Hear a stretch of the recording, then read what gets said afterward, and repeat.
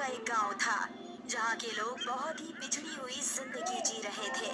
जहां हर गांव शहर में तब्दील हो रहा था, वहीं पर किसी भी सरकार ने गोकुलपुर पर ध्यान ही नहीं दिया। ना अच्छी सड़क, ना ही कोई ट्रेन की सुविधा थी वहां। उसी गांव में संजय नाम का एक व्यक्ति रहता था, जिसके साथ उसकी गर्भवती पत्नी मीना भी रहती थी। गांव में हॉस्पिटल न होने की वजह से संजय को मीना को हमेशा अपने बैलगाड़ी में दूसरे गांव ले जाना पड़ता था, जिससे मीना को बहुत तकलीफ हुआ करती थी। मीना, अब तो समय के साथ बैलगाड़ी में जाना और आना और कठिन हो गया है। अगर एक ट्रेन की सुविधा इस गांव में होती, तो एक गांव से दूसरे गांव जाना कितना आसान होता। पर कोई सरकार हमारे गांव की तरफ देखता भी नहीं है। मैंने सरकार को इस विषय पर कई सारे पत्र भेजे, पर सरकार ने आज तक कोई उत्तर नहीं भेजा।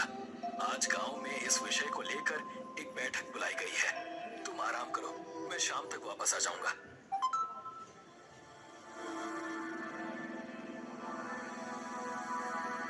ना सरकार ढंग का रास्ता बना रही है और ना ही ट्रेन की सुविधा दे पा रही है। इतने पत्र सरकार को भेजने के बाद भी एक भी उत्तर वहां से नहीं आया। उन्हीं गांव वालों के बीच रमेश नाम का एक व्यक्ति बैठा था, जो कि गांव का मुखिया बनना चाहता था। अरे कोई बात नहीं मुखिया जी, हम एक गांव से दूसरे गांव बैलों से भी तो जा सकते हैं। हमें ट्रेन या रास्ते की कोई जरूरत नहीं है। नहीं, ऐसा नहीं है मुखिया जी। मेरी पत्नी मीना गर्भवती है और अस्पताल दूसरे गांव में है, और वहां जाने के लिए हमें पहाड़ों वाले रास्ते से जाना पड़ता है, और उसमें बहुत खतरा है और साथ ही साथ तकलीफों का भी सामना करना पड़ता है। तुम्हारी बैलगाड़ी ही खराब होगी, इसीलिए तुम्हें इतनी तकलीफ हो रही होगी। नहीं रमेश, संजय ठीक कह रहा है। गांव के लोगों को पहाड़ के रास्ते से जाने में तकलीफ तो होती है। ये सुनकर कि मुखिया संजय का साथ दे रहा है, रमेश आग बबूला हो गया।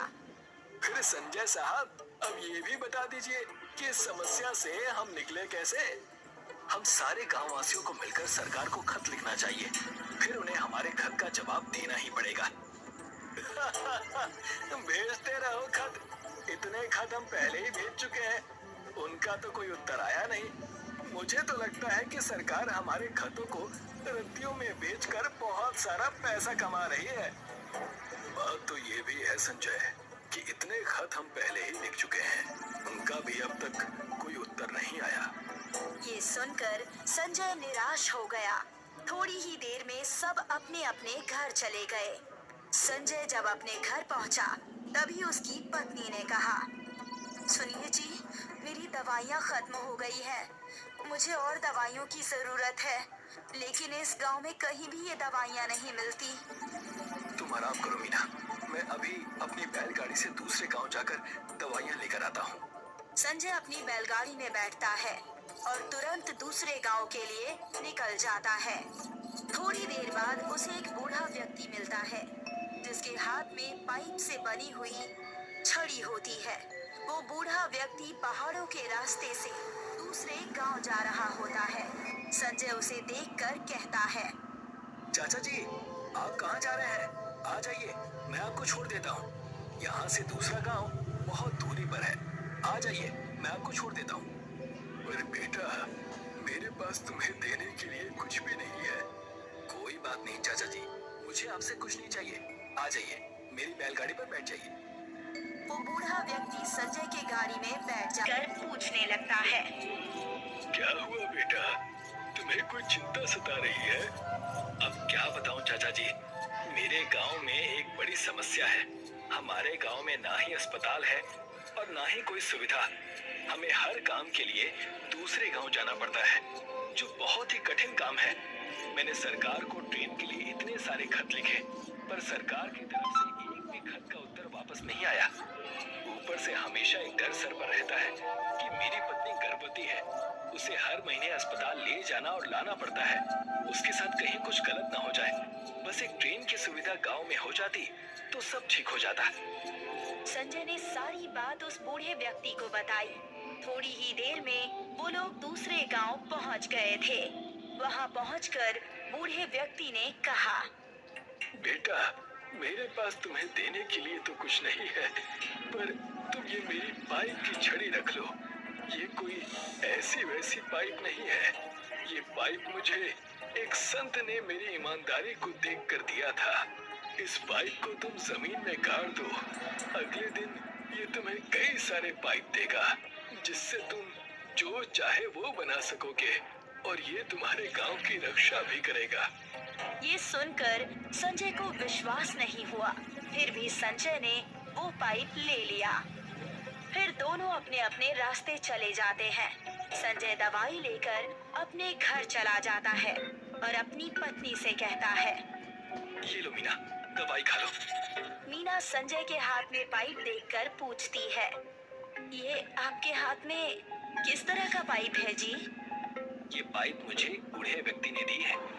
संजय अपनी पत्नी मीना को सारी बात बताता है जो उसके साथ घटी थी, जिस पर मीना कहती है, आप आज ही इस पाइप को जमीन के नीचे गाड़ दीजिए। क्या तुम्हें लगता है कि ये पाइप जादुई है? ये तो मुझे भी नहीं पता, पर अगर ये बात सच हुई तो गांव का कल्याण हो जाएगा ना? ये सुनकर संजय पाइप को जमीन में गाड़ देता है और जैसे ही सुबह होती है वैसे ही वहाँ एक पेड़ पर कई सारे पाइप लगे होते हैं, जिसे देखकर संजय हक्का बक्का रह जाता है और कहता है, ये तो सच में जादुई पाइप है। मैं अभी जाकर मुखिया और सारे गांव वालों को बुला कर लाता हूँ। संजय मुखिया और गांव वालों को बुलाता है और सारी बात बताता है, जिस पर मुखिया कहता है, ये तो बहुत ही अच्छी चीज है, मगर हम इतने सारे पाइप का करेंगे क्या? ये पाइप ऐसी वैसी पाइप नहीं है। इस पाइप से हम जो भी बनाएंगे वो चीज बन जाएगी। लेकिन हम इससे क्या बनाने वाले हैं? हम सब मिलकर इस पाइप से एक ट्रेन बनाएंगे जो हमें दूसरे गांव से जोड़कर रखेगी। ये सुनकर सारे गांव वाले खुश हो गए और ट्रेन बनाने लगे। थोड़ी ही देर बाद ट्रेन बनकर तैयार हो गई। वाह, इस ट्रेन के बाद अब हमारी सारी समस्या खत्म हो जाएगी। सामान लाना ले जाना सब आसान हो जाएगा और इस गांव की प्रगति भी होगी। सही कहा आपने। ये देखकर रमेश को जरा भी अच्छा नहीं लगा और वो हंसते हुए कहता है, ये देखो, पाइप से ट्रेन बनाई है। कभी तुमने सुना है पाइप के ट्रेन के बारे में? ये ट्रेन चलेगी ना? वो तो जब हम इसमें बैठेंगे तो पता चल जाएगा रमेश। संजय सारे गांव वालों को बुलाकर कहता है, आओ सब